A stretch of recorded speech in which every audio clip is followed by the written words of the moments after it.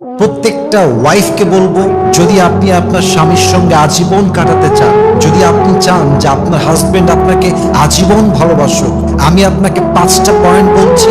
এই 5টা পয়েন্টে স্বামীকে কখনো লাঞ্ছিত করবেন না, কখনো আঘাত করবেন না, কখনো কটাক্ষ করে কথা বলবেন না।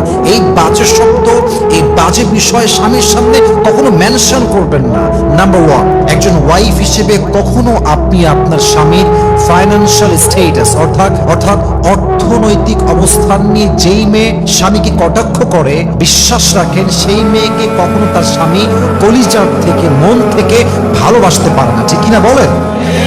একজন স্বামী যখন বাহিরে কাজ করে বাসায় ফিরে আসে, সে একা ফিরে আসে না, অনেক প্রেশার নিয়ে, অনেক চাপ নিয়ে, বাসার চাপ, কাজের চাপ, বসের চাপ, অফিসের চাপ, এই সব কিছু নিয়ে ক্লান্তি মাখা মুখ নিয়ে সে বাসায় প্রবেশ করে।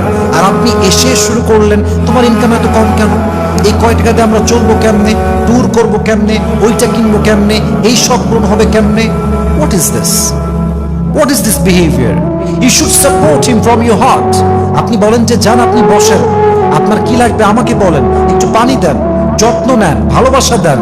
আরে যেই স্বামী আজকে 20,000 কামাই করে, আপনার ভালোবাসা পেলে, যত্ন পেলে, খাতিরদারি পেলে, আপনার হাজবেন্ড 10,000 নয়, একদিন 10 লাখ ইনকাম করে দেখাবে। ঠিক কিনা বলেন? He is not sitting idle.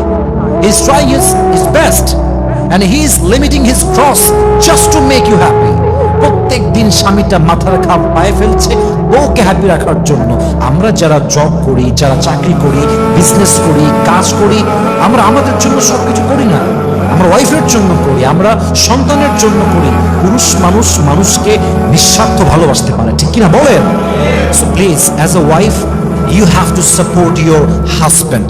স্বামীকে কখনো তার অর্থনৈতিক অবস্থান দিয়ে কটাক্ষ করতে যাবেন না। আল্লাহ হাবিব সাল্লাল্লাহু আলাইহি ওয়াসাল্লাম বলেছেন, যেই স্ত্রীর মুখের কথায় স্বামী অসন্তুষ্ট, আল্লাহর জান্নাত তার জন্য হারাম। নাউজুবিল্লাহ বলেন সবাই।